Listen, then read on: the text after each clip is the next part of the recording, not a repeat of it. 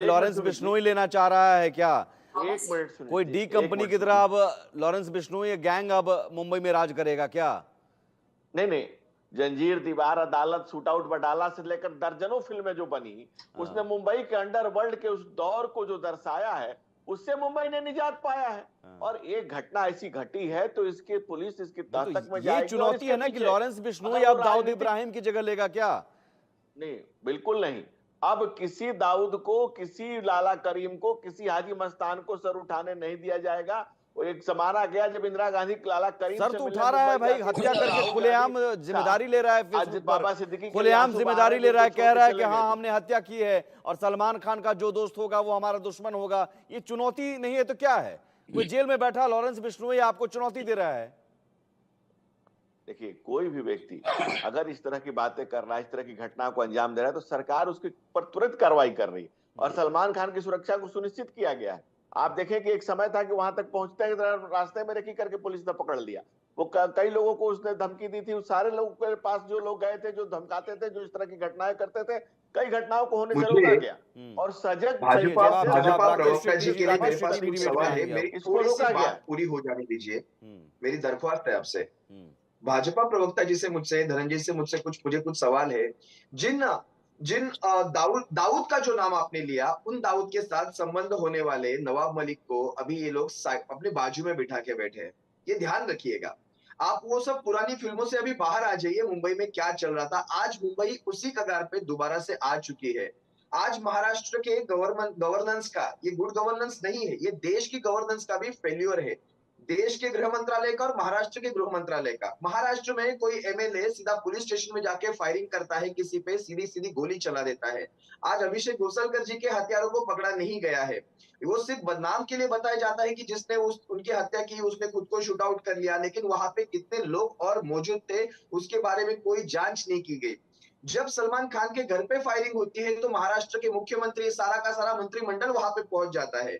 यही यही जो गैंग के नाम आप ले रहे हो। आप मुझे एक एक मेरा सवाल है। अप्रैल महीने में एनसीपी लीडर मुझे लगता है जितेंद्र जी आव्हाड साहब को भी ऐसी ही धमकी दी गई। हम्म। उनको अभी तक कोई भी सुरक्षा नहीं नहीं, मुहैया और यहाँ कराई पर गई, सवाल कोई भी बिल्कुल ठीक सुरक्षा है, नहीं दी गई। धनंजय जी का जवाब मैं जल्दी से जवाब यहाँ पर सवाल उसमें ऐड करूंगा कि बाबा सिद्दीकी ने भी कही थी बात कि भाई हमें धमकी मिल रही है, हमारी जान को खतरा है, वाइस सिक्योरिटी दी। भाई वाइस सिक्योरिटी कैसी होती है जहां पर कांस्टेबल भी नहीं होता है और कोई गोली मारकर चला जाता है? नहीं देखिए, ऐसा है कि सिक्योरिटी के अपने नॉर्म्स हैं, सिक्योरिटी लैप्सेस तो होनी नहीं चाहिए, बिकॉज वाई में, एक्स थ्रेट में, वाई थ्रेट में लोग अलर्ट रहते हैं। हाँ। और उनको कैसी, जब इस तरह की घटनाएं थी तो उनको सुरक्षा मुहैया कराई गई थी। अब ये चूक हुई है, क्या हुआ, जब तक इसकी सघन जांच न हो जाए।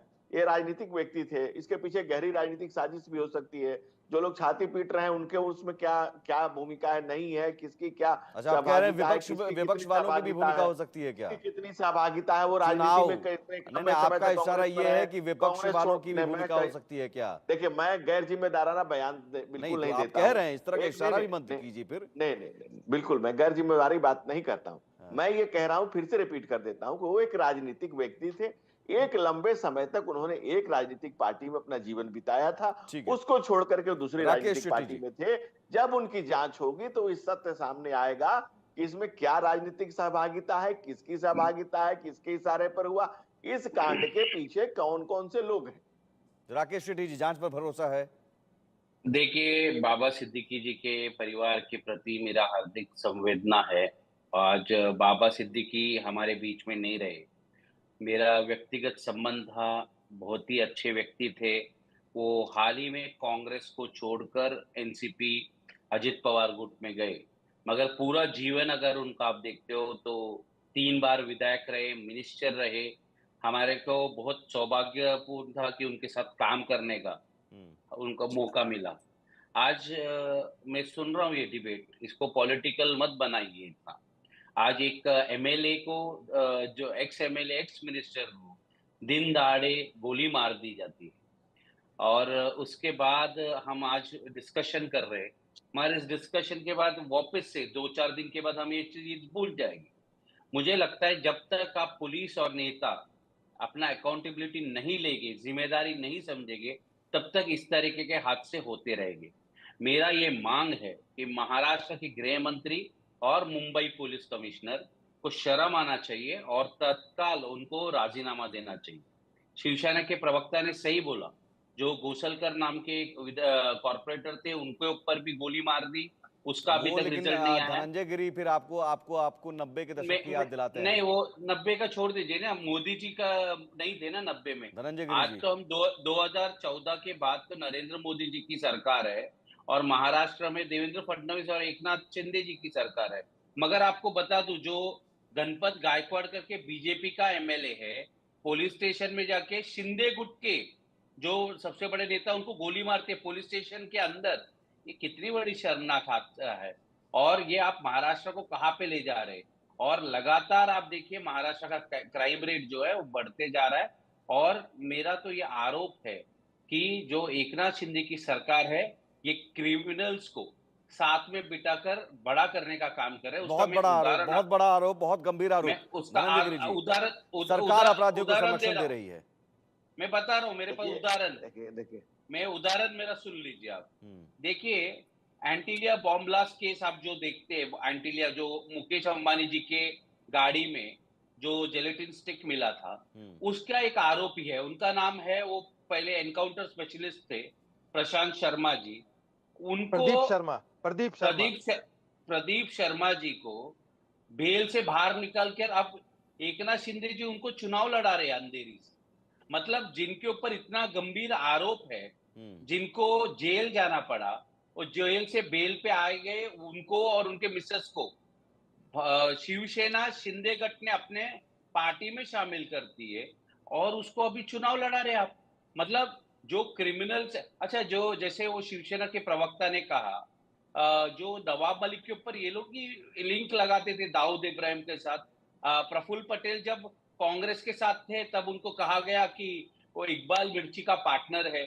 जैसे भी भारतीय जनता पार्टी में आ जाते हैं तो आप उनको स्पॉट फ्री छोड़ देते हैं। तो हमने देखा धनंजय गिरी जी, बहुत सारे आरोप, जवाब देना पड़ेगा सर। नहीं, देखिए, आरोप लगाना और उस लगातार कर नहीं, लगाना, आरोप में आरोपों सच्चाई की तो बात है। नहीं है। देखिए, नवाब आरोपों मलिक की को बात दाऊद नहीं से है। लिंक किया था बात कि है नहीं? बात आपने है कि जो प्रफुल्ल पटेल को सरकार ने इकबाल मिर्ची के साथ सरकार लिंक किया अभी था कि नहीं? वर्तमान ये जो घटनाक्रम हुआ है, जो बाबा आप सिद्दीकी की राजीनामा हत्या क्यों हुई नहीं है, देते? आप अपने ये लीडर को बोलिए लगातार राजीनामा देने।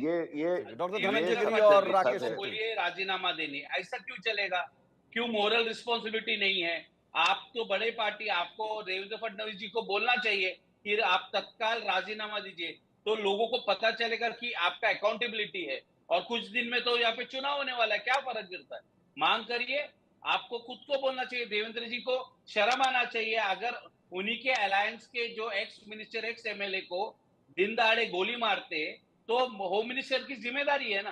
क्यों बैठे हो जगह पे? आप राजीनामा दीजिए, तब ऊपर से लेके नीचे एक तक बात सब को सतर्क हो आपने अभी जाए। तक 9 बार बोल दिया है। अब मेरा जवाब भी तो सुन आप लेंगे। तो एक एक बात बार को आपने मानिए, 9 बार आपको तो शर्म है नहीं, आप लोग तो मान ही नहीं रहे हो। आप तो अकाउंटेबिलिटी फिक्स ही नहीं करते। नरेंद्र मोदी जी कहते हैं कि मैं बार बार अकाउंटेबल हूं, अकाउंटेबल दिखाइए ना, show it in your action.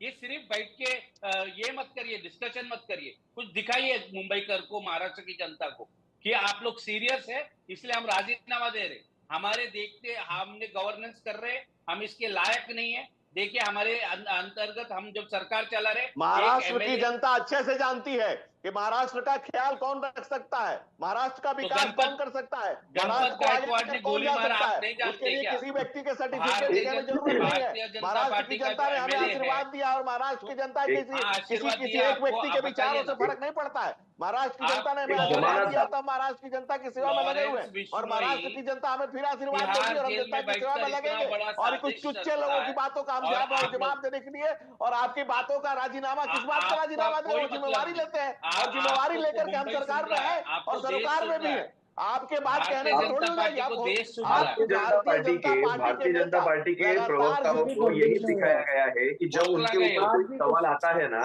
तो ऐसे ही बड़ी आवाज करके आप एक बात बात करना और समझ चर्चा को लीजिए, गुमराह करना। भारतीय ये जनता भारतीय जनता पार्टी पार्टी के के प्रवक्ताओं नेता को सिखाया गया है। लगातार जब उनके पास कोई आप जवाब नहीं आप होगा, पहले भारतीय कुछ जनता पार्टी के प्रवक्ता है, सारे के सारे ऐसे ही बौखला गए बर्ताव आप। करते हैं।